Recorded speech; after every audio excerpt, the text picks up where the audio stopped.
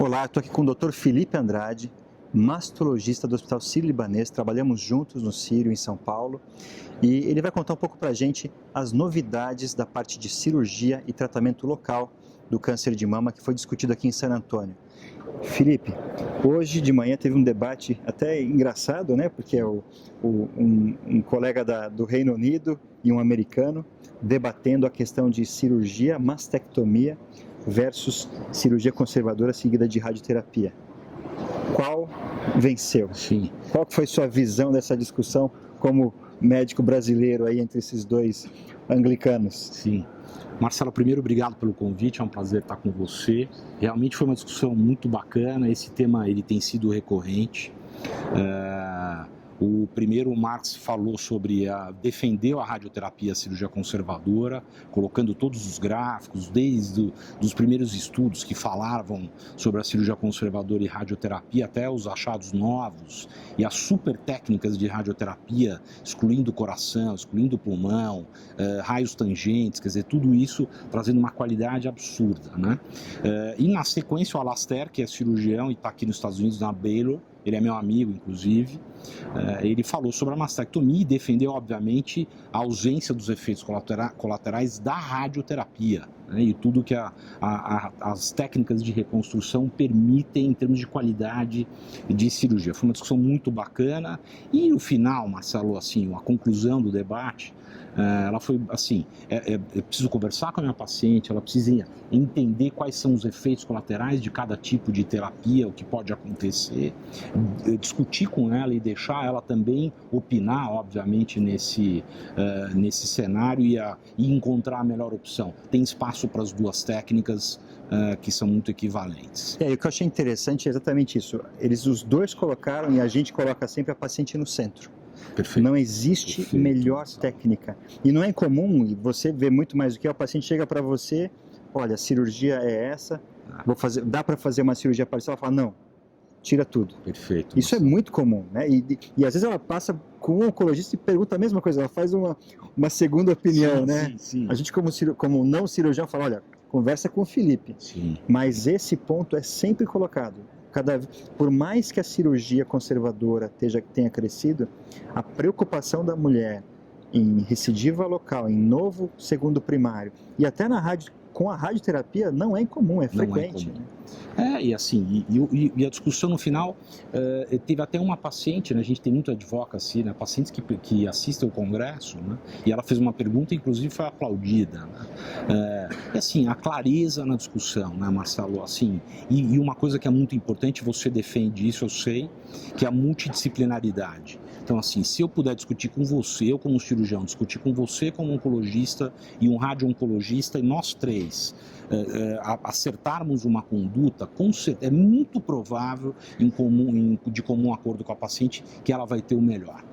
E um outro tema importante também hoje foi a questão da terapia hormonal nas pacientes na menopausa, né? Essa é uma discussão grande, sempre surgem estudos. Sim. Nós temos essa coorte grande, né, Women's Health Initiative, com mais de 58 mil mulheres acompanhadas. Um grupo fez terapia de reposição hormonal, o outro grupo não fez. E hoje a gente teve mais novidades sobre isso, né? Qual que foi a sua take-home message dessa apresentação? Marcelo, assim, eu tenho muito, de uma forma cronológica, muito claro o WHI que aconteceu no meu período de residência, foi entre 92 e 95, onde foi feita a publicação. Então, basicamente, assim, é um estudo, é uma corte muito grande, né? E o Roland Shevlovsky que vem falando sobre ela, o que ele mostra é que o estrogênio conjugado é um estrogênio muito específico para a terapia de reposição hormonal que hoje a gente não usa tanto. Associado à medroxiprogesterona, aumenta o risco de câncer, isso é uma coisa clara. E que o estrogênio isolado, ele não só não aumenta, como ele pode até melhorar em relação a ter um efeito, de certa forma, protetivo em relação à mama. esse é um achado muito bacana, ele colocou uma série de gráficos, tá? Uma corte que, periodicamente, ela vai voltar aqui, mas sempre considerando uma série, esse estudo foi muito criticado no início, porque ele começa a oferecer a terapia de reposição hormonal para pacientes idosas, já com 60 anos. Então, assim, existe uma discussão clara em relação a isso, mas é, como sempre, uma apresentação muito bacana do João. Eu acho que também, pensando nas pacientes, não é incomum preocupação, né? Ainda mais você como mastologista, ginecologista que acompanha pacientes sem câncer de mama, a qualidade de vida quando entra na menopausa, né? Os sintomas relacionados à menopausa que muitas vezes reduzem a qualidade de vida, pioram muito a fogacho, secura vaginal, irritabilidade, isso tudo incomoda a mulher e pode incomodar por anos e décadas, né? E a gente tinha muita preocupação ainda de, poxa, será que eu estou dando risco? E os estudos têm mostrado que não, para a mulher ideal, com os sintomas que estão incomodando, que pode ser bem acompanhada, fazer terapia de reposição hormonal por um tempo adequado, sim. Faz bem. Faz bem, né? Faz bem. 5 anos, a gente pensa que entre 5 a 8 anos é um período bacana. E aí, Marcelo, eu até devolvo para você uma coisa muito bacana, que já é bem da tua área, que é a história da adjuvância estendida, né? Assim, ontem foi apresentado, né? Assim, basicamente que a adjuvância estendida, ela vai melhorar todos os desfechos locais, né? O DFS, FS e tal. Mas ela não melhora a sobrevida. Então, eu diminuo o risco dela morrer, não, eu diminuo o risco dela retornar com a doença local, mas eu não diminuo o risco dela morrer. Mas eu estrago a qualidade de vida. Exatamente. Isso é uma coisa que eu queria dividir com você também, a tua opinião.